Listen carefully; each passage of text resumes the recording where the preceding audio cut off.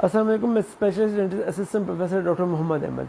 आज हम ये डिस्कस करते हैं कौन कौन सी कंटर इंडिकेशन है, कौन कौन सी कंडीशन है जिसमें हम दांतों को टीथ वाइटनिंग नहीं करते, टीथ ब्लीचिंग नहीं करते। अच्छा, जो सबसे पहली कंटर इंडिकेशन है वो है अनरियलिस्टिक एक्सपेक्टेशन। अब पेशेंट हमारे पास आता है, वो कहते हैं जी मेरे दांत अगर ब्लीचिंग के बाद बिल्कुल क्रीमी लाइट हो जाए, क्योंकि मैं पैसे भी लगा रहा हूँ, टाइम भी लगा रहा हूँ, वो क्रीमी वाइट हो जाए। ऐसा बिल्कुल भी नहीं होगा। हमारे दांत वाइट होंगे, उसका क्या कहते हैं शेड लाइट हो जाएगा, लेकिन वो एक नेचुरल वे में होगा। नेचुरली हमारा दांत कैसे होता है, जो गम्स के नज़दीक एरिया होते हैं वो ज़्यादा डार्क होते हैं, उसके बाद जो नीचे वाले क्या कहते हैं ऊपर वाले एरिया जो ओल्ड कैविटी में जो हमें विजिबल ज़्यादा होते हैं वो थोड़े से लाइट होते हैं। जब हम ब्लीचिंग करेंगे तो वो भी इसी तरह होगा, दांत के मल्टी कलर जो है पॉलीक्रोमेटिक अपीयरेंस मेंटेन होगी, यानी कि दांत के जो गम्स वाले एरिया थोड़े से डार्क होंगे और बाकी एरिया ज़्यादा वाइट हो जाएंगे। तो एक नेचुरल शेप मेंटेन रहेगी, बिल्कुल क्रीमी वाइट नहीं होगा। तो हम पेशेंट को पहले बता देते हैं कि आपका दांत एक उसको फोटोज भी दिखा देते हैं, आपका दांत सिग्निफिकेंटली वाइट हो जाएगा, लेकिन बिल्कुल क्रीमी वाइट नहीं होगा। ठीक है, अगर कोई पेशेंट ये डिमांड करता है कि मेरा दांत क्रीमी वाइट हो जाए तो वो ब्लीचिंग से नहीं हो सकता। हाँ, उसके लिए हम वर्नियर रिकमेंड कर सकते हैं। अब सेकंड कंटर इंडिकेशन क्या आती है?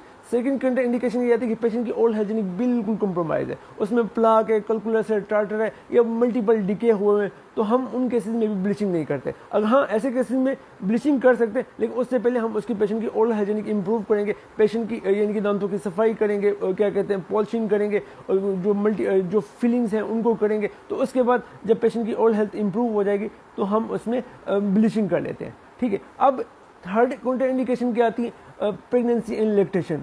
अगर पेशेंट जो है क्या कहते हैं प्रेगनेंसी है तो उसमें तो हम कोशिश करते हैं ब्लीचिंग ना करें। हालांकि जो ब्लीचिंग के लिए केमिकल यूज होते हैं वो एज सच यानी कि क्या कहते हैं हमारे बॉडी में भी जनरेट होते हैं, यानी कि हाइड्रोजन पेरोक्साइड।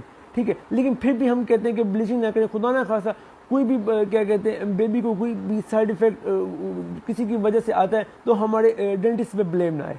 अच्छा जी, अब इसके बाद जो चौथी कंटर इंडिकेशन की आती है कि अनकंट्रोल सेंसिटिविटी। हमारे पास समटाइम पेशेंट आते हैं कि उनको इतनी ज़्यादा सेंसिटिविटी होती है, तो क्या कहते हैं जब तक हम उसको कंट्रोल नहीं करेंगे सेंसिटिविटी को, हम उसको ब्लीचिंग नहीं करेंगे, क्योंकि ब्लीचिंग का एक कॉमन साइड इफेक्ट है सेंसिटिविटी। वो उन पेशेंट में होती है जिनको ऑलरेडी सेंसिटिविटी हो। तो ऑलरेडी अगर पेशेंट को सेंसिटिविटी है तो हम उसकी सेंसिटिविटी को कंट्रोल करेंगे, उसके बाद ब्लीचिंग करेंगे।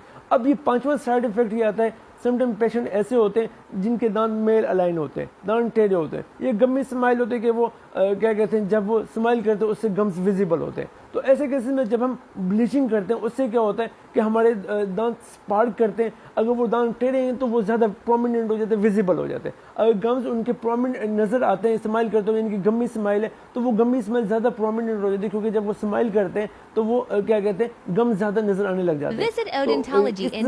तो क्या कहते हैं जब आप हमारे पास विजिट करेंगे, हम आपका केस इंटरनेशनल गाइडलाइन के मुताबिक उसको क्या कहते हैं एवेल्युएट करेंगे। अगर आप उसके कैंडिडेट्स हैं, आपको ब्लीचिंग से फ़ायदा होगा, तो हम इंशाल्लाह बेस्ट ब्लीचिंग सर्विस प्रोवाइड करेंगे विद नो कॉम्प्लिकेशन। आप हमारे पास विजिट करें, इंशाल्लाह आपको फ़ायदा होगा। थैंक यू, अल्लाह हाफ़िज़।